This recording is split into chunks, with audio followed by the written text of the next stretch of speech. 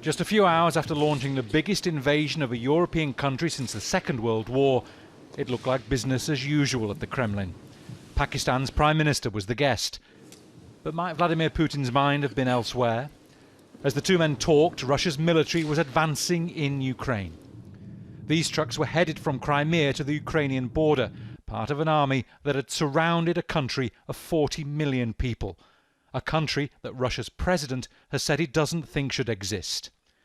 In an address to Russians and Ukrainians, Putin said his aim was to demilitarize Ukraine, and he made clear his antipathy for the government in Kiev. I have to also address the Ukrainian military. Dear comrades, your fathers, grandfathers, great-grandfathers fought against the Nazis defending our common motherland, not for today's neo-Nazis to take power in Kiev. You took the oath of allegiance to the Ukrainian people, not the junta robbing Ukraine and bullying its own people. Do not follow its criminal orders. I urge you to immediately lay down your weapons and go home. Russia's defence ministry says it's met all its targets for Thursday, destroying 83 ground facilities of the Ukrainian military, and it insists they're not targeting civilian areas. The high-precision weapons of the Russian armed forces only destroy the military infrastructure.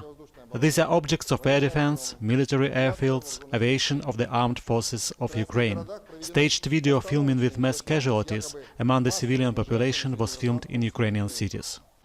There have been some attempts in Russia to protest against the invasion. Several hundred turned out in Moscow.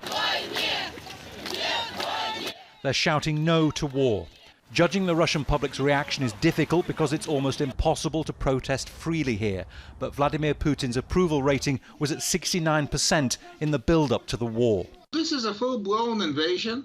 And President Putin actually a couple of days before outlined in his speech what he wants to get from Ukraine, what Ukraine should do, and that included a total demilitarization of the country. At an afternoon meeting with businessmen, no one admitted to Vladimir Putin any worries about sanctions. Russia's central bank says it's got $631 billion in cash reserves to cushion the economy if it's closed off from the global financial system.